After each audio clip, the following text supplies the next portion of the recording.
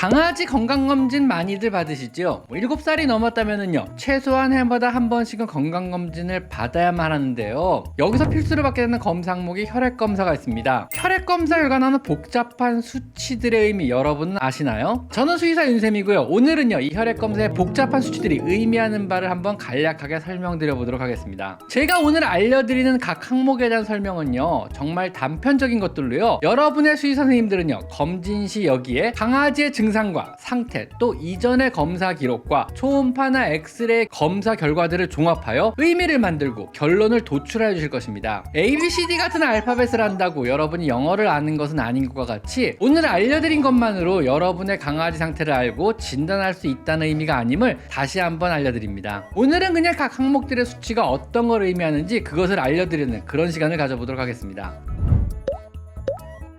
일반적으로 동물병원에서 하는 혈액검사는요 CBC라는 혈구검사와 혈액생화학검사로 나뉘어 받게 됩니다. 일반적인 건강검진에서 하는 혈액검사는요 혈구검사와 혈액검사 이 두 가지 검사를 합쳐서 혈액검사라고 하는 것입니다. CBC라는 혈구검사는요 빨간색 피, 혈액을 구성하고 있는 다양한 세포들의 숫자를 세어서 비율로 나눠주는 검사로요 혈액의 이상 유무를 검사하는 것입니다. 사실 혈액이라는 것은 굉장히 다양한 세포들로 이루어져 있거든요. 이 중에 WBC나 뉴트로필 혹은 에오시노필 등은요 백혈구에 해당하는 수치로요 세균이나 바이러스 등의 병원체로부터 몸을 지키거나 상처를 치유하는 이런 역할을 담당하는 세포들입니다. 이 세포들의 수가 증가해 있다면은요 몸에 감염이 진행 중이거나 염증이 진행 중이며 몸이 세균이나 바이러스와 싸우고 있다는 이런 것을 의미합니다. RBC 혹은 헤마토크릿, HCT, 헤모글로빈 이런 수치들은요 산소를 운반하는 피의 빨간 부분 적혈구의 수와 혈액의 농도를 표시하는 수치들로 주로 탈수나 빈혈의 유무를 판단할 때 사용되는 수치들입니다. 또한 적혈구의 크기나 헤모글로빈의 농도를 나타내는 MCV, MCH, MCHC 등의 수치는요 빈혈의 원인이나 빈혈의 예후를 판단하는 근거가 됩니다. 보통 강아지에서 종양이나 심부전, 간부전과 같은 만성적인 질병의 진행 정도나 혹은 바베시아나 면역매개성 용혈성 빈혈과 같은 혈구를 파괴하는 질환에서 수혈의 필요성을 감별할 때 중요하게 보는 지표입니다.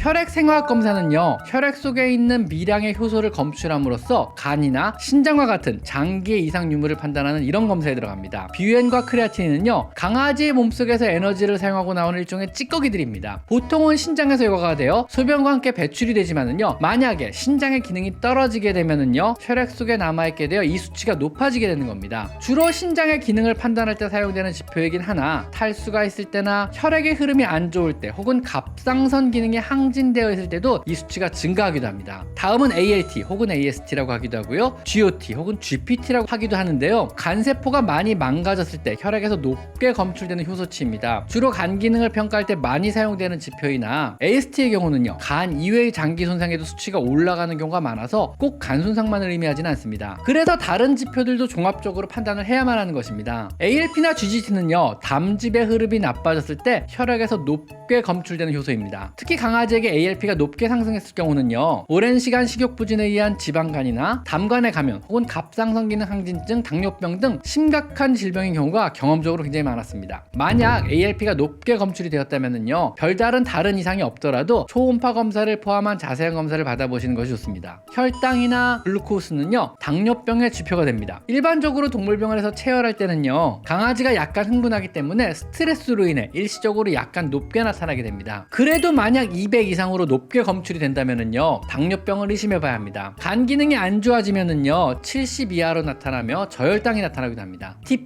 총단백, ALB, 알부민, 글로불린은요 혈액 내의 단백질을 나타내는 지표입니다. 알부민과 글로불린을 합치면 총단백이 되는데요 이 중 글로불린은 면역과 관계된 단백질이라 감염이 있을 때 올라가게 되며 알부민은요 전반적인 영양 상태나 간, 신장의 기능을 반영하기도 합니다. TCHO, 토탈 콜레스테롤 수치는요 강아지에서는 사람만큼 그리 중요한 항목은 사실 아닙니다. 췌장이나 갑상선에 문제가 생기면 종종 올라가기도 하니까 만약 이 수치가 높다면은요 다른 장기를 유심히 검사를 다시 해봐야 합니다. 각종 전해질 나트륨이나 칼륨이나 클로라이드나 칼슘이나 인 이런 것들은 이른바 몸의 전해질 균형을 보는 검사로요 탈수의 유무나 급성 신장의 기능, 장 기능을 평가할 때 주로 사용을 하고요 응급으로 입원 시 어떤 전해질을 보충해줘야 할지 혹은 어떤 수액을 걸어줄지 결정할 때 굉장히 중요하게 참고하는 수치들입니다. 자, 어떤가요? 생각보다 복잡하지 않은가요? 각 효소가 대표하는 장기들의 값은 대충 위와 같지만은요, 다른 여러 요소를 놓고요 복합적으로 판단하지 않는다면은요 많은 질병을 놓치거나 오진을 하게 됩니다. 예를 들면 이렇습니다. 강아지가 간이 안 좋아졌다면요 ALT, AST는 상승하고요, 또 간에서 담즙의 흐름에 문제가 생겼다면은요 ALP, GGT, 토탈 빌리루빈, 토탈 콜레스테롤이 동시에 올라가게 됩니다. 만성적인 간 기능 저하, 즉 간부전이 생겼다면은요 알부민, 토탈 콜레스테롤, 혈당은 떨어지고요 BUN, 토탈 빌리루빈, 암모니아는 상승하게 됩니다. 만약 강아지가 신부전이 생긴다면요, 신장 기능에 문제가 생긴다면요 BUN과 크레아티닌, 인, 나트륨, SDMA 수치는 올라가고요 칼슘과 칼륨 수치는 대체로 낮아지게 됩니다. 췌장의 기능이 안 좋아지면은요 혈당과 콜레스테롤, 아밀라아제나 리파아제, 또 CPL이라는 췌장염 수치는 올라가게 됩니다. 또한 갑상선 기능이 안 좋아지면은요 ALT, ALP, T4 수치가 올라가며 탈수가 있다면은요 HCT라는 헤마토크리트치와 나트륨, 총단백, 알부민, BUN 등의 모든 수치가 상승하게 됩니다.